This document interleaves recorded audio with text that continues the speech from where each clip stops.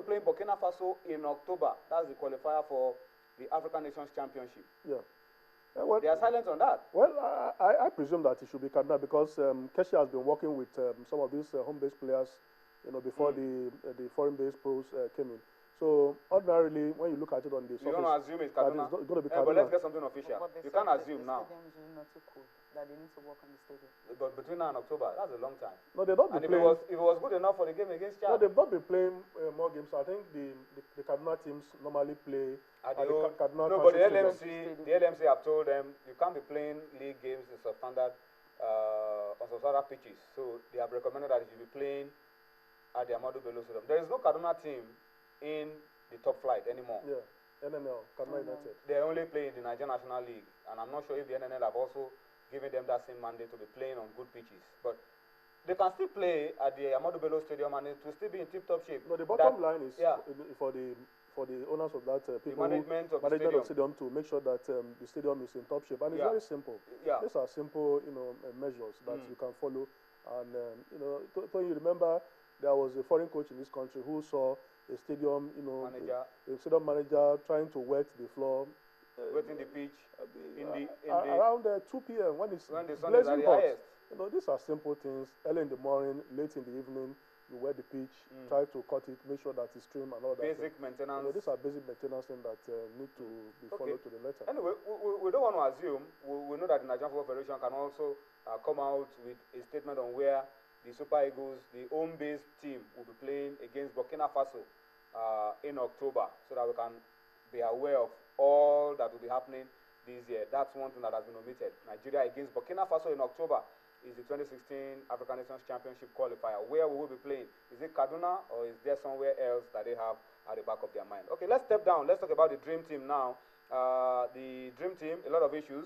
The Nigerian Football Federation have announced that Olympic Games qualifier for the men and for the women will be taking place in Port Harcourt. But before we talk about the girls, Coach Samson Siasia has issued the riot act to players of the Flying Eagles. About 6 of them that he called up to come and join the team. He gave them a week to rest and shake off the disappointment of the World Cup, and then join the team. And up till now, these boys have not shown up. And he says, look, deadline Friday. You are not here, forget about it. Well, Tony, I think that's the way to go. He has given them Friday deadline to report to camp. Some of these players, they could act funny in some ways. This is where the Nigerian Football Federation should also come into and help him contact some of these players. Let them, know the reasons. The players called him and he told them, I give you 1 week to cool off, you see your family, and then come back. But you also know, Tony, that sometimes this is a transfer period. Yes. Some of these players might likely move to Europe. They are trying to tidy up arrangements, maybe their transfer. Their agents will be telling them another thing, and perhaps those are the problems. But we can get the reasons from them. Siasia can get other players if these players are not available. No player is bigger than the national team. If they're not going to be available, the game against Congo is closing in on us. Yeah, if they're not going to be available, the onus is on the players to make the coaches or the NFF, know the reasons why they will not be available. Not shown up. It's as simple as that. But if they are available, they should report to camp on Friday. Because this is also very important. The under-23 team is also almost a step, before the Super Eagles. So communication is key. Communication is very, very key. Yeah. And I think there should be some understanding between national team coaches and club sides. How are you going to be able to release players to go play for their clubs on weekends? Because these clubs pay the wages of this player. They play on weekend and then they come back. That's what Coach Stephen Keshi, that's what he does. He releases these players, go play on weekends. On Monday, you are back. So in that way, you are able to play for your club and at the same time follow the programs of the coaches for the national team. And I think that understanding should be well spelled out between the Nigerian Football Federation, the coaches of the national teams, and the clubs in the league. Let's come down to the other issue very quickly. Port Harcourt will be hosting Olympic Games qualifier for the men and for the women. Sisi, there are 3 stadia in Port Harcourt. There's Shark Stadium, there's Liberation Stadium, there's the new Adoke and Messi Mecca Stadium, which is grass. Yeah. It's brand new. It's about 40,000 40,000 capacity. I think that's the stadium actually thinking that. That's maybe what you're thinking. That's what I'm thinking, You are because they did not assuming. really specify. You are assuming. I'm assuming that that's the stadium where they will But can be we playing. assume that that's where we play the game? Because they didn't really specify. They just said the Port game Harcourt. we played in Could Port be on the Harcourt. I streets. mean, Could be last street week here soccer. when they talked about the technical crew and the referees that will be coming for the game, they said Abuja. And today now they said Port Harcourt. They didn't really specify which of the stadium, but I'm assuming that it's going to be that new stadium because it's grass and of course it's just new and they still have the facilities, everything on ground and all that. Because Mohammed Sanusi, when he was talking about the Nigerian Football Federation will now be the people to decide where national teams matches will take place, he said they'll give them time, you know, whatever, enough time for them to actually prepare it now. You just have, it's on the July 18th, so it's quite close. I don't think it's going to be that for sharps here. Amazing Maker Stadium. Liberation Stadium is not fit for any international game, in my own opinion, because we have a lot of construction materials right there. And the Shark Stadium is just too small. I think it should be the Adoke Amazing, but we can assume maybe we use this opportunity to appeal to the Nigerian Football Federation to come out with the name of the stadium that will be hosting the games in Port Harcourt. But only I have a worry. They don't watch football in Port Harcourt.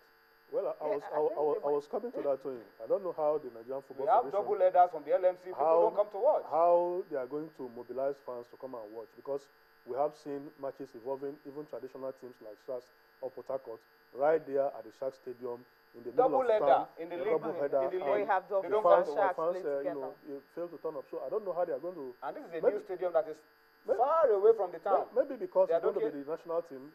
Maybe if it were the Super Eagles, people will still come and watch, because when they played the qualifiers there, the last time towards 2002 World Cup, the stadium, the Liberation Stadium, almost filled to capacity. But let's wait and see. But that apprehension is still there. They don't watch football games in Port Harcourt of late.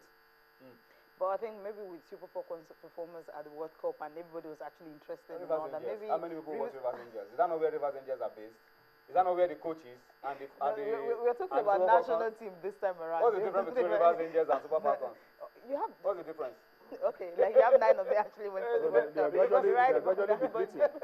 Precisely, they're all living. I mean, just in Chukwunoye, Washington Spirits and all that, all of them are living. Azizat is gone, and they're having key players, and even their captain also, living and all that. There's a new government in Rivers, and I think the challenge is for them to make sure that people come to work. Let's talk about the athletes now. These ladies, Francisca Odega. Now, before the World Cup, while she was in camp, she got signed by Washington Spirits.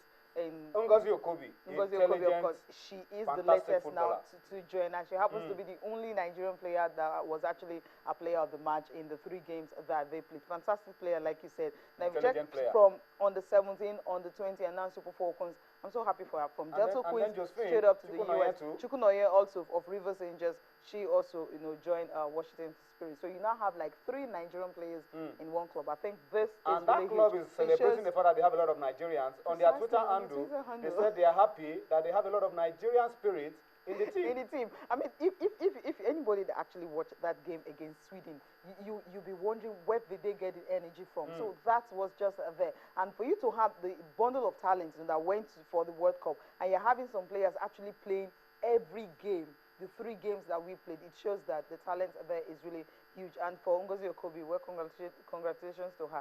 She started from under 17, and she moved from there to under 20, and now Super Falcons. And in all, when she was in 2008 as under 17, the very first edition, she was there. She scored for the Flamingos. She scored about 3 goals. 2010 for on the 20, of course, she was able to score 4 goals. And of course, from there, she went to the Super Falcons and scoring just 1 goal in the last one. I think another Nigerian.